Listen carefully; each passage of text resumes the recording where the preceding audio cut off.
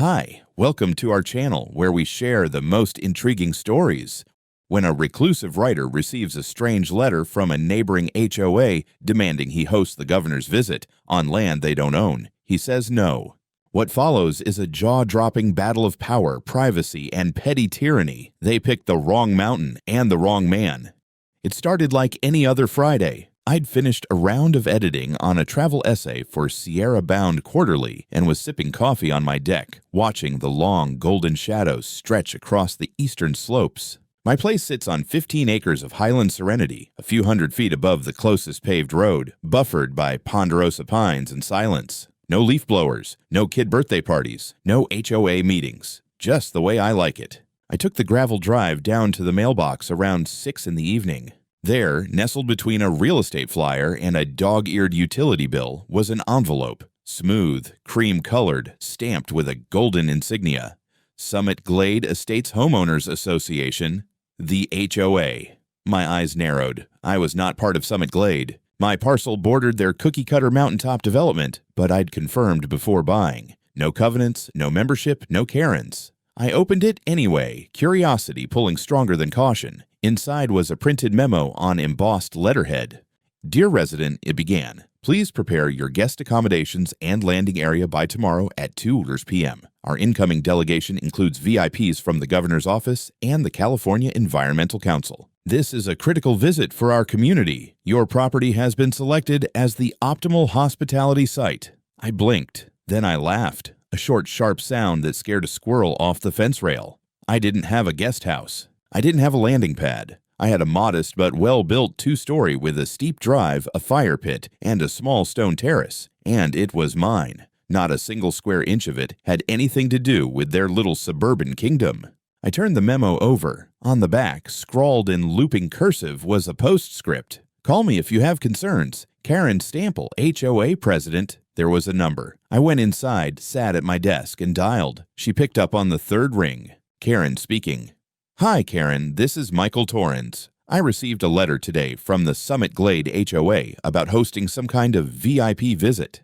There must be a mistake. I'm not part of your HOA. Oh, she said, as if I'd just confessed I didn't like dogs. That's odd. Your property borders Summit Glade, doesn't it? Yes, borders. Not belongs to. Well, she said with a warm, polished tone that made me want to scratch something. We recently had a board vote. It was unanimous. Given your property's location and visual appeal, and the governor's limited itinerary, it made sense to coordinate through you. We assumed you'd be honored. I'm not. She paused. Excuse me? You're not using my house as a staging ground for a political field trip. Another pause. Mr. Torrens, I don't think you understand. We're dealing with an emergency hospitality scenario. The region's hotels are fully booked due to the wildfire conference, and we're trying to promote green zoning policy. The delegation must be received properly. Your home is ideal. You're not hearing me. My home is not a hotel. It's not part of your HOA.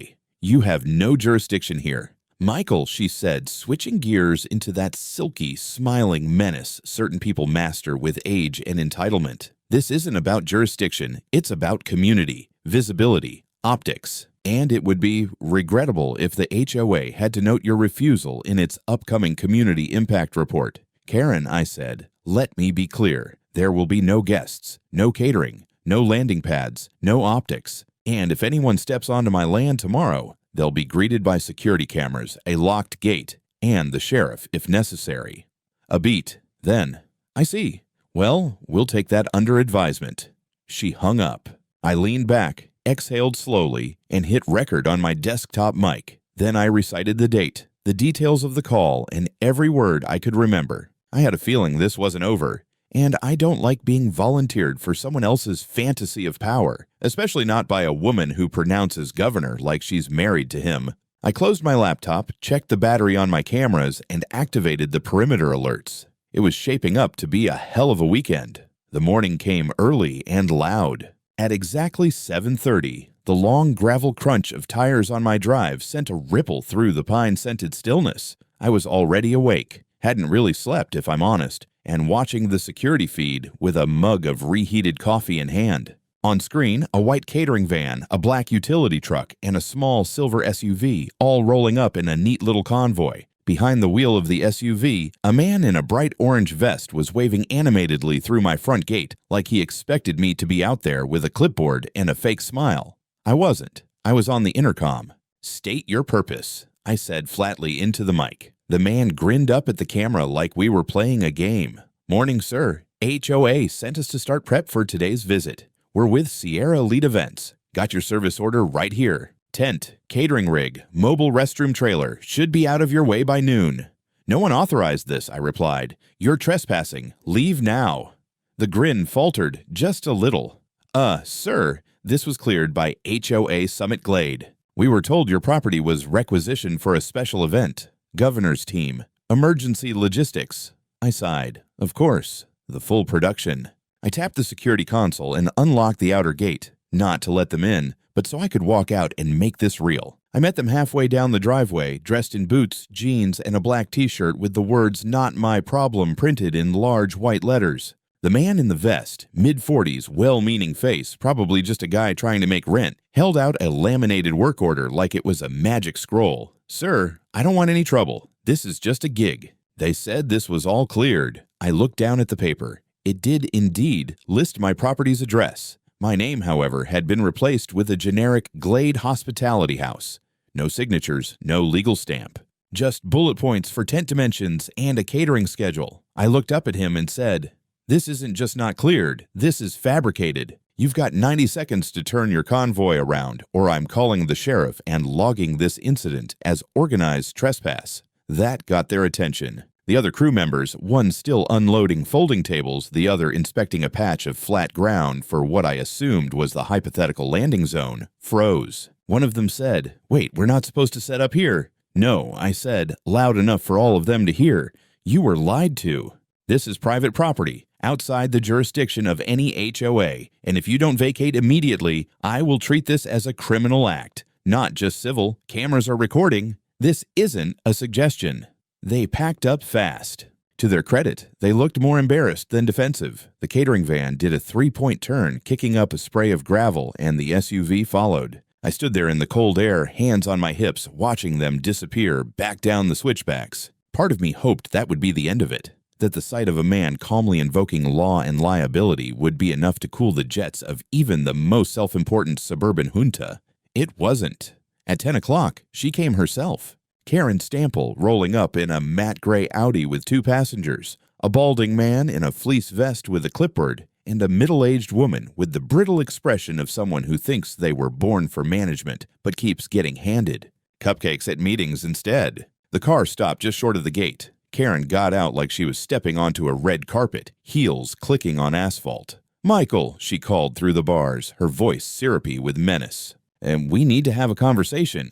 "I already told your contractors to leave," I said. "You're not welcome here. This is criminal trespass." She held up a document. Thick cream paper, wax stamp, printed heading that read, "Community Rights and Access Memorandum 1992. My internal alarm went off immediately. She pushed it through the gate bars toward me. "This is the founding agreement for the Summit Glade District. It specifies that in cases of civic emergency, bordering properties may be used for community needs, including dignitary hosting and environmental inspection staging. It was voted on by the board and confirmed in 1993. I took it, read it, looked for signatures. There were 3, all printed, none verifiable. The seal was old, but not official. And the entire clause she referenced was vague enough to apply to literally anything, if you squinted hard enough and were actively hallucinating. "You know this isn't real," I said. "This isn't even notarized. You doctored this or someone else did. Either way, it has 0 legal standing." Karen smiled without moving her eyes. "Refusal to cooperate may be escalated to county mediation. You've left us with no choice." I tore the paper in half, then in quarters, then again. I let the pieces fall between us like autumn leaves. "Your choices," I said, "do not exist here." She opened her mouth, but the bald man touched her arm. "Karen," he said quietly, "maybe we should regroup." She hesitated, face twitching between outrage and calculation. Then she turned, flicked her coat like a cape, and got back in the Audi. The other woman, silent the whole time, gave me a look like she'd just been forced to sit through a lower-class funeral. Then they drove off. I didn't move until they were out of sight. Then I went inside, saved the new camera footage, and called the sheriff's office to file a formal incident report. I had a hunch I'd need the paper trail. I also ordered a new sign for the gate. I didn't know what it would say yet, but I knew it wouldn't be subtle. By mid-afternoon, the quiet had returned, but I didn't trust it. I spent the next hour reviewing the camera footage from every angle: driveway, gate, perimeter. The system had flagged motion near the north fence line around 11, but it turned out to be a deer. Still, I set the alerts to high sensitivity. If Karen or her HOA disciples thought they could sneak a senator in through the woods, I wanted to be the first to know. I was in the middle of updating my digital logs when I heard tires again. This time heavier, slower, rolling with the kind of ponderous weight that suggested government suspension. I pulled up the live feed. A marked vehicle, black and white. County Sheriff's Department. I muttered a curse under my breath. 2 deputies stepped out. One was a younger guy I didn't recognize. Lean, stiff, by-the-book look. The other, unfortunately, was familiar. Sergeant Bill Morrow. Mid-50s, barrel-chested, and, if I remembered correctly, a longtime Summit Glade resident. The kind of man who plays golf in tactical sunglasses and refers to himself in third person when drunk. I met them on the front porch. Morrow was already smiling, but it was the kind of smile you usually see on someone slowly tightening a vise. "Afternoon, Michael," he said, resting his thumbs in his belt. "Got a call earlier. Some reports of obstruction. Public disturbance. We thought we'd come by and clear things up." I kept my tone neutral. "Obstruction of what exactly?" He made a vague motion with his hand. "Just some confusion over a community coordination event. Folks are concerned you're being uncooperative." "I'm not part of their community," I said. "They know that. I've made it very clear." He nodded thoughtfully, then exchanged a look with the younger deputy, who looked like he wanted to be anywhere else. "Karen tells me there's a civic agreement dating back to the early 90s. Emergency clause for hospitality use. They said you tore up the document. Because it's fake. It has no legal standing. I have the footage, if you'd like to see her presenting forged documentation." Morrow gave a little chuckle, low and paternalistic. "Come on, Mike. Do we really want to escalate this? The governor's team is due in a few hours. Nobody's asking you to roll out the red carpet. Just let them use the lot for a few hours. Maybe let 1 or 2 staff freshen up. Be neighborly." I stared at him. "Is that an official request?" No, he said quickly. "Nothing formal. Just a friendly ask. You know how this stuff plays out. Better to smooth things over now than let it get complicated." "It's already complicated, Sergeant. They tried to stage an event on my land without consent. They forged paperwork. Now they've dragged in law enforcement to lean on me. That's not smoothing. That's coercion." His smile thinned. "Michael, nobody's trying to force anything, but if this becomes a public safety concern, things get murky.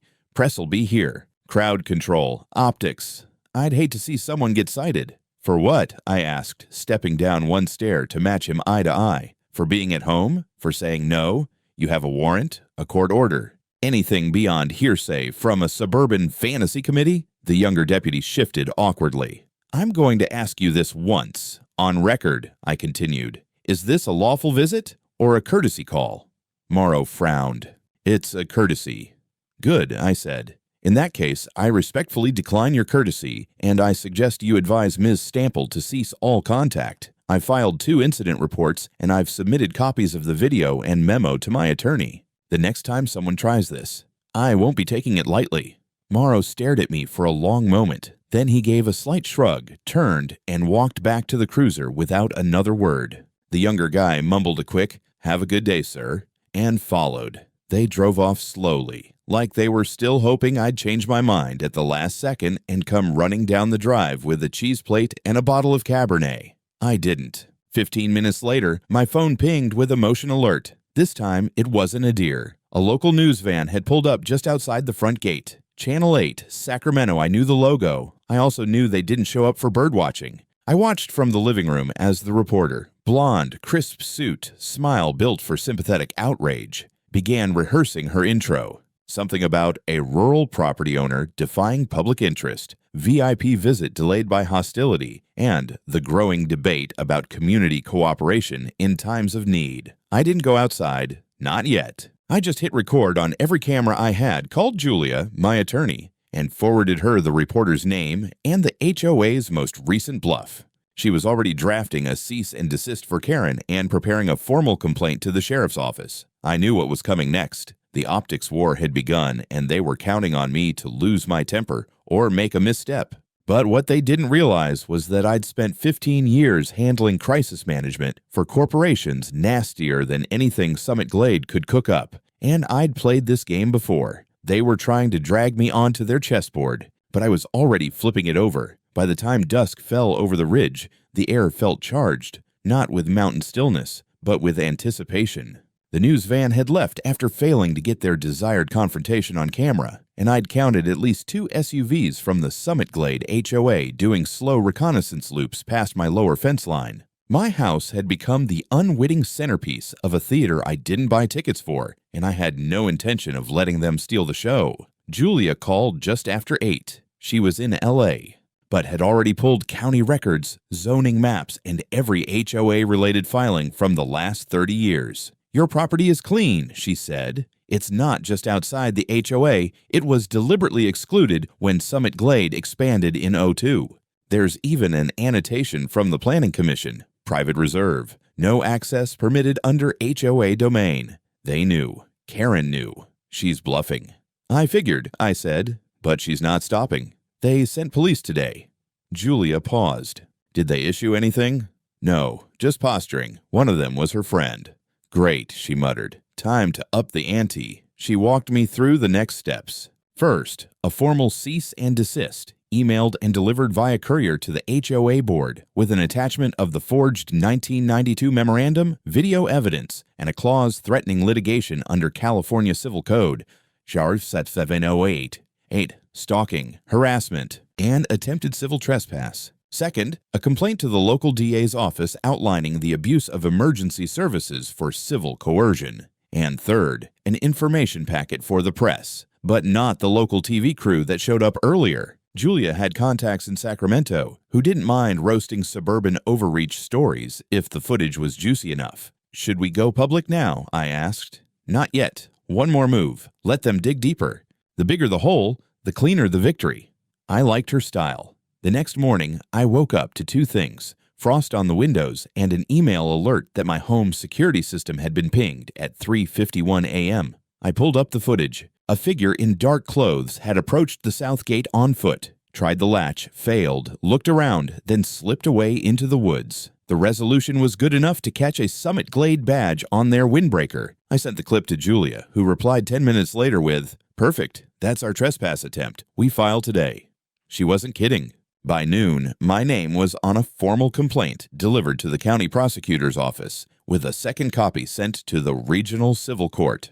The claim was airtight: multiple documented trespass incidents, forged documents presented as official HOA policy, and misuse of public safety infrastructure. Even better, Julia had filed it not just against Karen personally, but the entire HOA board as co-conspirators. And then came the good part. While Julia handled the legal front, I went to work on the media war. I compiled footage, the catering trucks, the HOA delegation with their fake paperwork, Sergeant Morrow's courtesy call, and, of course, the surveillance clip from that early morning prowler. I edited it all into a 5-minute montage, added timestamps, property coordinates, and a simple voiceover. This is what happens when your home becomes a target for HOA overreach. I titled the video, "They tried to seize my home for the governor's visit. I said no." I uploaded it to YouTube, Reddit, and Twitter with tags like "Jar Hody Ranny," "Jar My Land Not Yours," and "Private Means Private."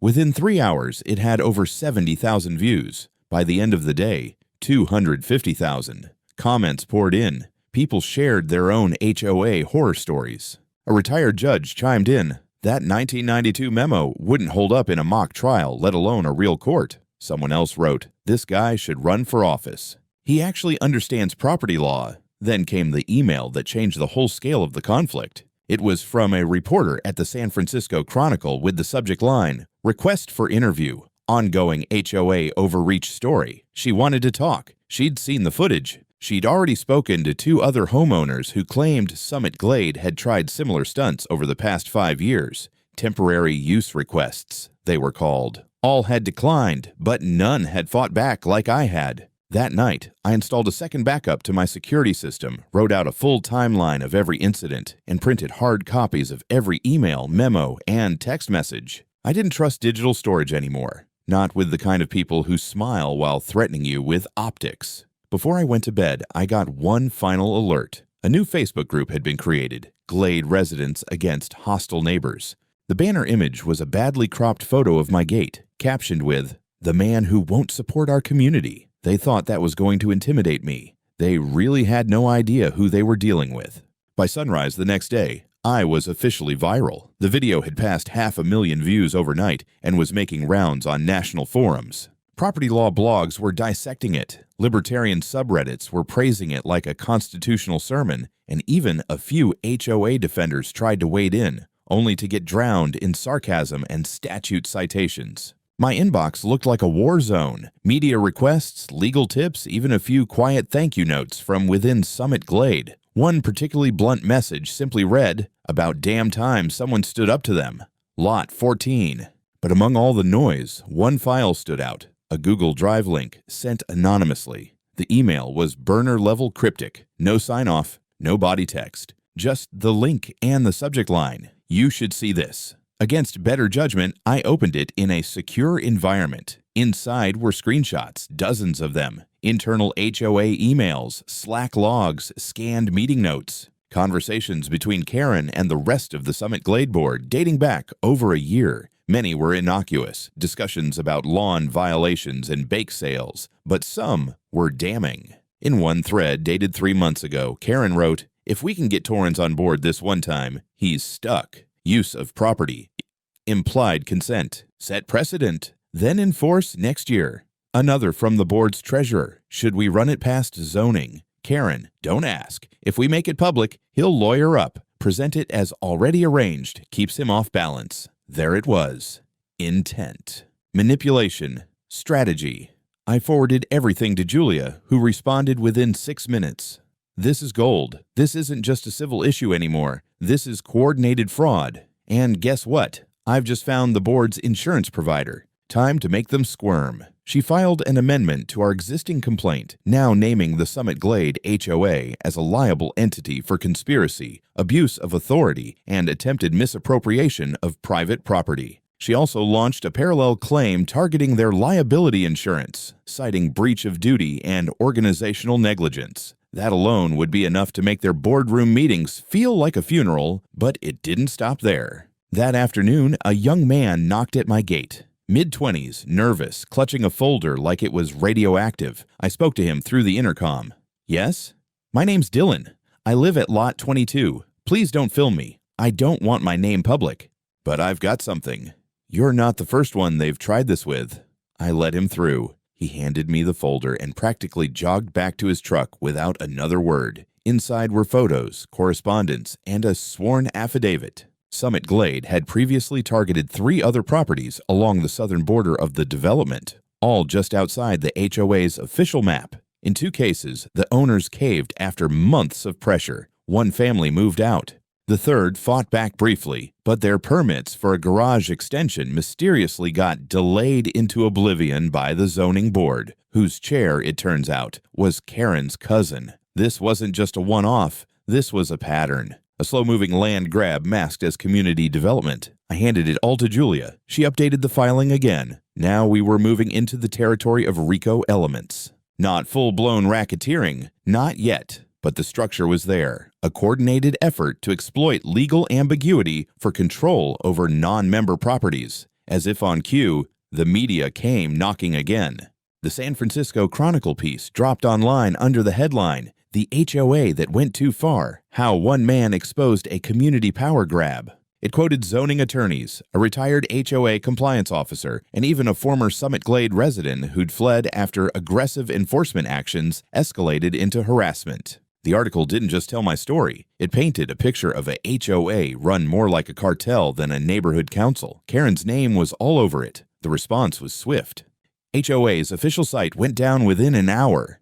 Maintenance, they claimed. Their Facebook page was overrun with angry comments and gifs of burning documents. One guy photoshopped Karen's head onto Napoleon's body with the caption, "Napoleon Bonaparte." the tyranny of trimmed lawns and stolen land. At 5 p.m., I received a notice from the Summit Glade Legal Counsel, a panicked, sloppy PDF threatening me with defamation, public nuisance, and, my personal favorite, cyberbullying. Julia howled when she read it. "My God," she said, "they're throwing soup at the wall now, and every bowl hits their own face." That night, I made another video, this time shorter, direct to camera. No edits, no drama, just me sitting on my porch behind my locked gate. "I didn't pick this fight," I said, "but I'm not walking away from it. You don't get to fabricate laws to claim what isn't yours. You don't get to pretend jurisdiction where none exists. And you sure as hell don't get to weaponize your neighborhood charter against people who live outside your little fence." I paused. Then,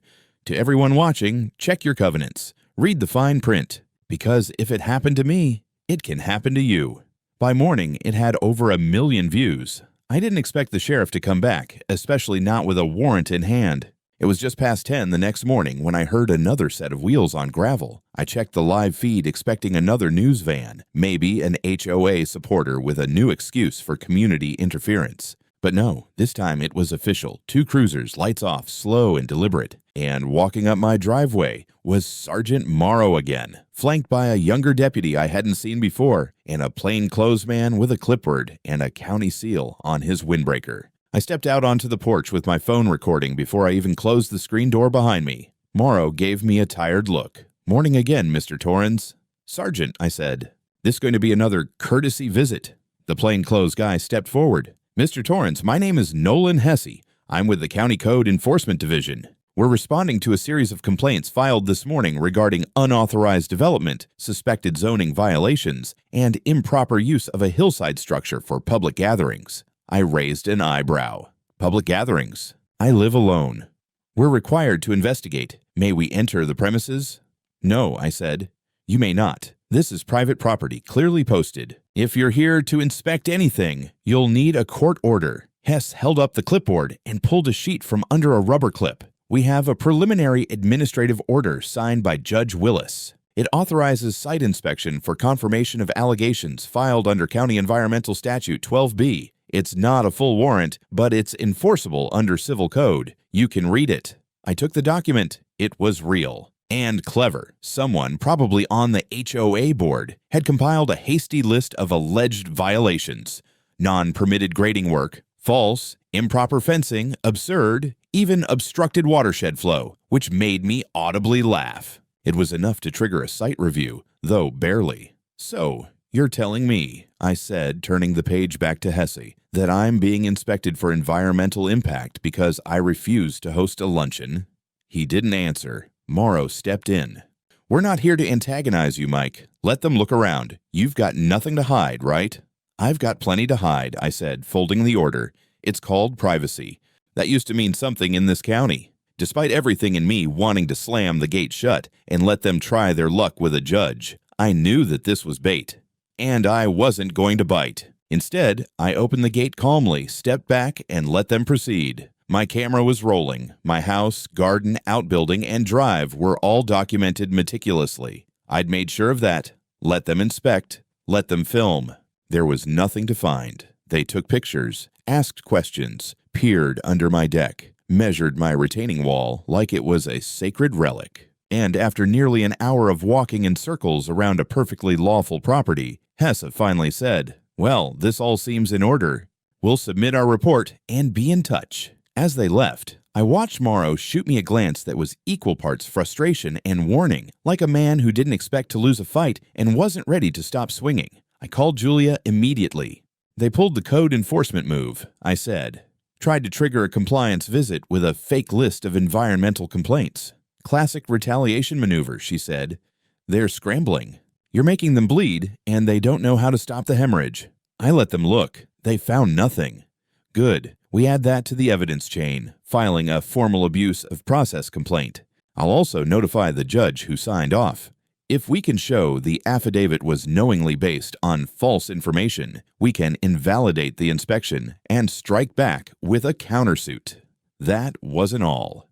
That afternoon, Julia's team dug into the source of the environmental complaint and traced it to a Summit Glade board member, Eric Bowman, HOA's Natural Resources Coordinator, which, judging by his social media, meant a man who once took a geology elective and thinks rain barrels give him zoning authority. Julia filed a second amended complaint, now including Bowman by name. She also filed a public records request with the Code Enforcement Office for all HOA-related inspection requests in the past 2 years. If this was a pattern, and it sure looked like one, we'd have precedent for malicious conduct by a community body under color of authority. That's a fancy way of saying you don't get to weaponize bureaucracy like a battering ram. And just when I thought the day couldn't escalate further, I got a visit I never expected. A black SUV with tinted windows pulled up just outside the gate around 6 p.m. Out stepped a man in a blue sports coat, crisp slacks, no tie. Early 50s, clean cut, not HOA material. He walked up slowly, cautiously, and spoke through the intercom.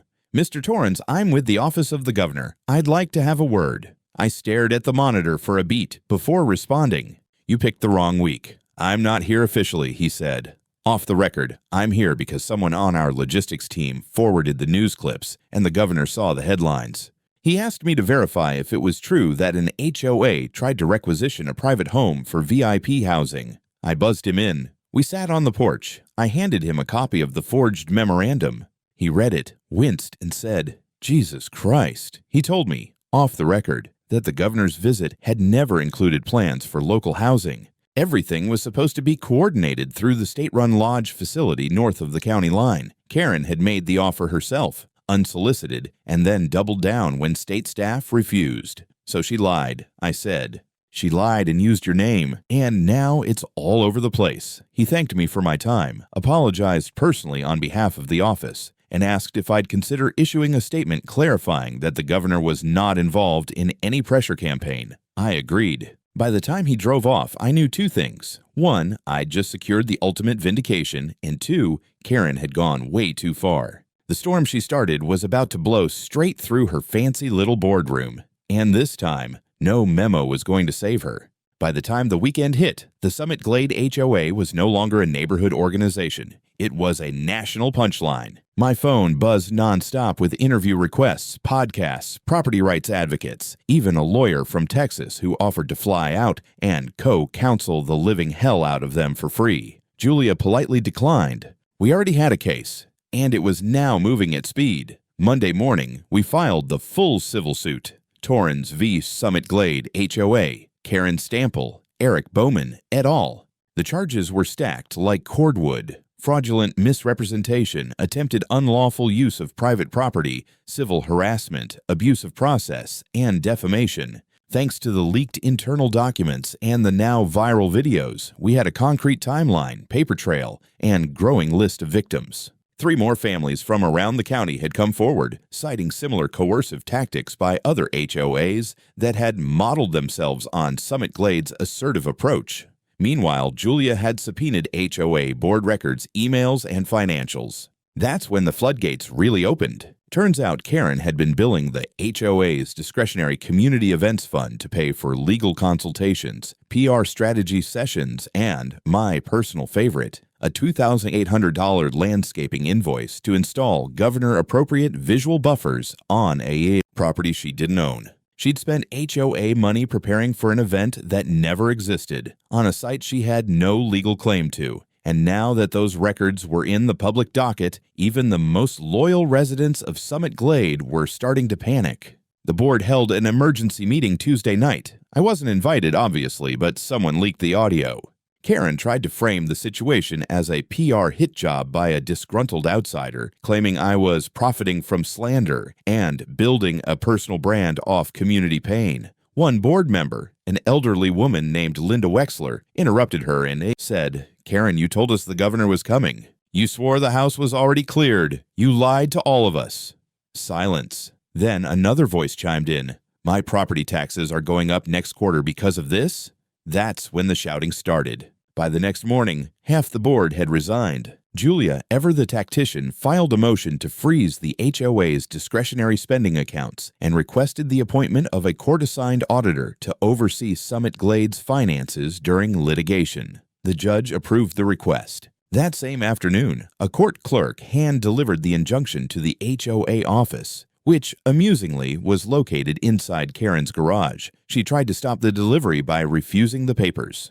The process server simply dropped them at her feet, in full view of her Ring camera, and walked away. Meanwhile, the sheriff's department launched a parallel investigation into the falsified memo. Sergeant Morrow was quietly placed on leave. According to a reporter from the Chronicle, the department received internal complaints from 2 deputies who claimed he'd acted improperly and may have coordinated with HOA members in a non-official capacity. Translation: he took Karen's calls and tried to lean on me with no legal grounds. He wasn't the only one sweating. Emails surfaced between Eric Bowman and the local zoning board that strongly suggested a pay-to-delay scheme, postponing property approvals for non-HOA members until they showed better integration with the community. Julia sent those straight to the DA's office. She also offered pro bono representation to any homeowners willing to testify against the board. Suddenly, my story wasn't just a fluke. It was evidence in a county-wide abuse pattern. And then came the hearing.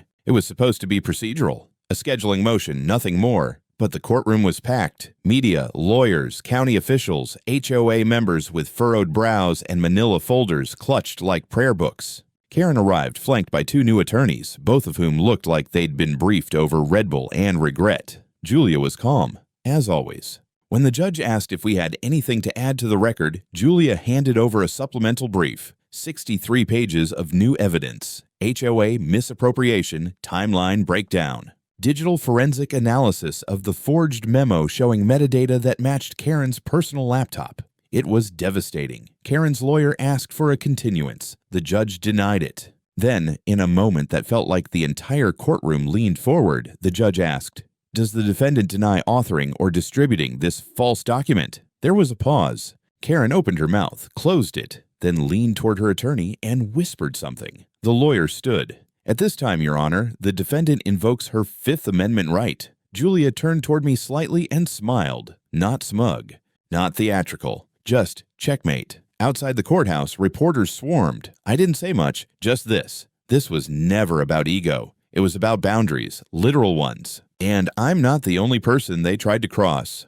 That night, the headline on the 10 o'clock news read, "HOA President pleads the 5th in property seizure scandal. County investigates." And the best part?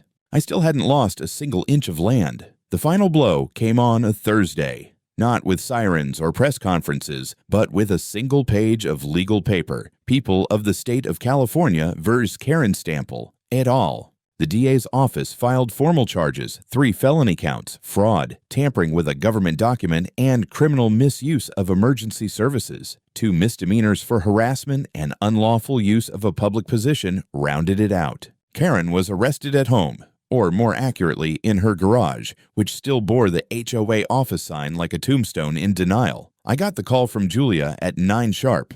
"It's over," she said. "She's been booked. No bail yet. We'll see if the rest of the board flips." By afternoon, the Summit Glade HOA had been placed under temporary state oversight. A third-party fiduciary was appointed to manage its dissolution. The assets were frozen, the website taken down, and a formal apology sent by court order to every resident on record. They even had to remove the Community Defender of the Year plaque Karen had mounted in her front yard. I imagine prying it loose from the soil was poetic in a way no one appreciated at the time. The civil suit went ahead anyway. We weren't letting them walk out just because the criminal courts took over. Julia pushed for full damages, emotional distress, reputational harm, legal fees, and punitive fines. She also included a clause demanding written apologies from each named board member to be published in the Chronicle, the Bee, and the local Summit Gazette. They agreed to settle within a week. I didn't want the money. Not really, but I took it. Used part of it to rebuild the gate. Now a matte black wall of reinforced steel with an access keypad, motion sensors, and a small, elegantly etched plate that read, "Private Mountain Estate, not a damn hotel. Trespassers will be prosecuted." Below that, a bronze HOA symbol with a red line scratched through it like a kill mark. I used the rest of the funds to self-publish the book Julia had been pushing me to write. I called it Stand Your Ground: How to Fight HOA Tyranny and Win. To my surprise, it didn't just sell. It took off. Property owners across the country started sharing their own stories. A retired colonel from Arizona, a widow in upstate New York, Even a tiny neighborhood outside Orlando that had banded together to oust their own Karen residents. The publisher called it a movement. I called it catharsis. I never heard from Karen again. Last I checked, she was out on bail, avoiding media, and being sued by at least 4 members of her former board for personal misrepresentation and reputational damage. Her husband moved out, her garden withered, and her infamous HOA newsletter, once delivered like scripture to every mailbox in Summit Glade, was nowhere to be found. As for the neighborhood itself, it fractured. Some residents tried to rebuild the board, this time fairly and legally, but interest dried up. Most people just wanted things quiet again. One family, the ones who had emailed me anonymously, stopped by to thank me in person. We didn't shake hands, just nodded across the fence line, like neighbors who'd survived something bigger than themselves. I spent the rest of that fall chopping wood, writing the second edition of the book, and installing a new smart system that could lock down the entire perimeter with a single voice command. And sometimes, in the early morning, I'd stand out on the porch with my coffee and watch the wind slide down from the ridgeline. I'd remember what it was like that first week, before the letters, the trucks, the fake documents, and polite threats. Just a man, a house, and land no one else could claim.